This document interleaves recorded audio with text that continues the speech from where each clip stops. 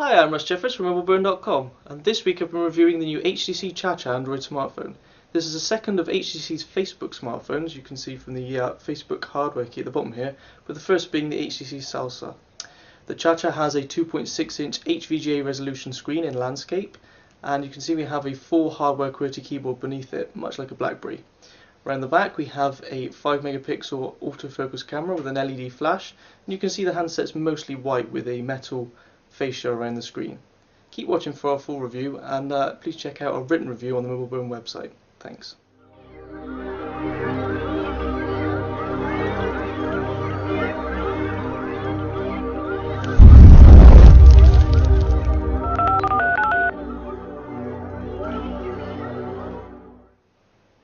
Okay, so I'm firstly going to show you around the Cha-Cha's hardware and accessories.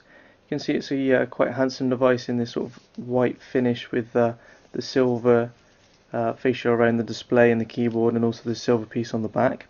This matches in with the accessories that come in the box. As you can see here, we've got these two parts, which are a UK plug because we're in the UK, and the main part of the charger, and they just basically clip in together like so. And you can see on the back of this part of the charger we've got a USB port. That's because the data cable that comes included here, also in white, fits straight into the back of that and can be used to charge the handset via the micro USB port. So if we just show you the micro USB port on the side of the Cha-Cha here, you can see this just plugs straight in. Unfortunately it does have one drawback, and that is obviously it gets in the way of the keyboard when you're typing, although you can sort of try and straddle it, and that seems to work pretty well. So that's not too bad. Unfortunately no headphones appear to be in the box though. Whilst I've got the phone powered off, I'm just going to quickly show you where the battery and the SIM card live in this back piece here. Now our back cover seemed to be quite stiff initially, although HTC tell us that that's going to be changed for the final release of the handset for customers.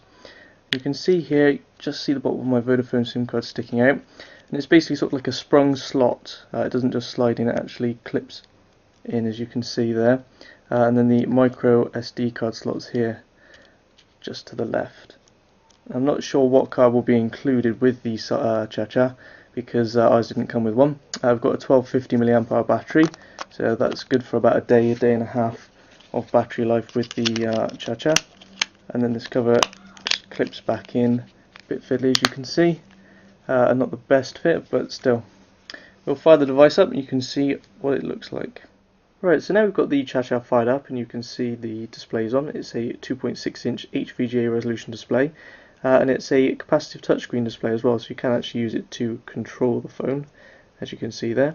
Beneath that we've got the usual 4 Android keys here, so it's home, menu, back and search. And beneath them we've got call send and call end keys, back here like you have on an old mobile phone, a green key to begin a call and a red key to end. And beneath that we've got the most important part of the HTC Cha-Cha, which is the 4-row QWERTY keyboard. You can see the keys are slightly raised and well spaced apart as well, so it's a pretty nice keyboard to type on.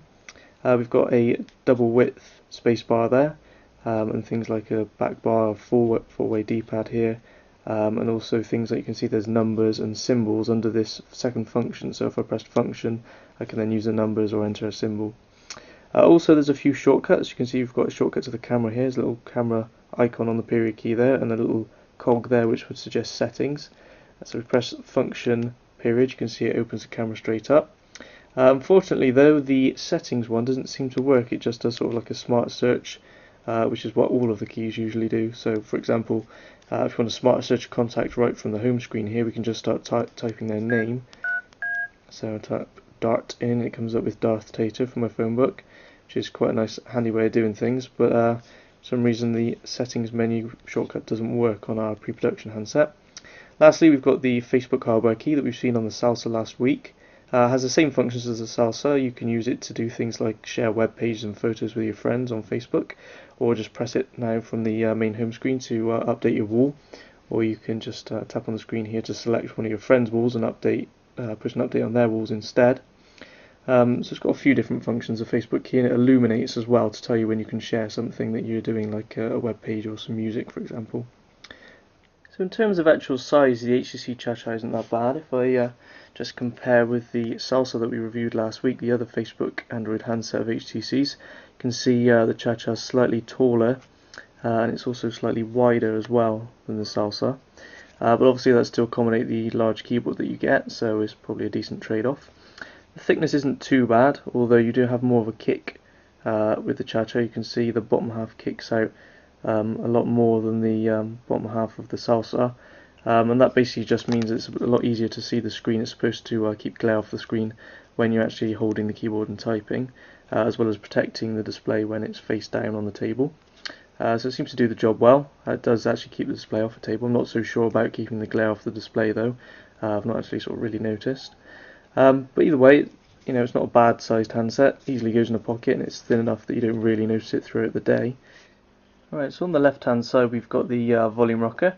Below that we've got the micro USB port for charging and data that we mentioned earlier. Nothing on the right hand side. On the bottom we've got the microphone pinhole for making calls. And on the back we've got this lanyard fixing, so if you like to wear your phone around your neck or anything with a lanyard, you can fix it there. Further on up we've got the 5 megapixel camera lens, the LED flash and the speakerphone grille. Then we've got these two other microphone pinholes, which could maybe be for noise cancellation features or even just for when you're recording a video, microphones for that.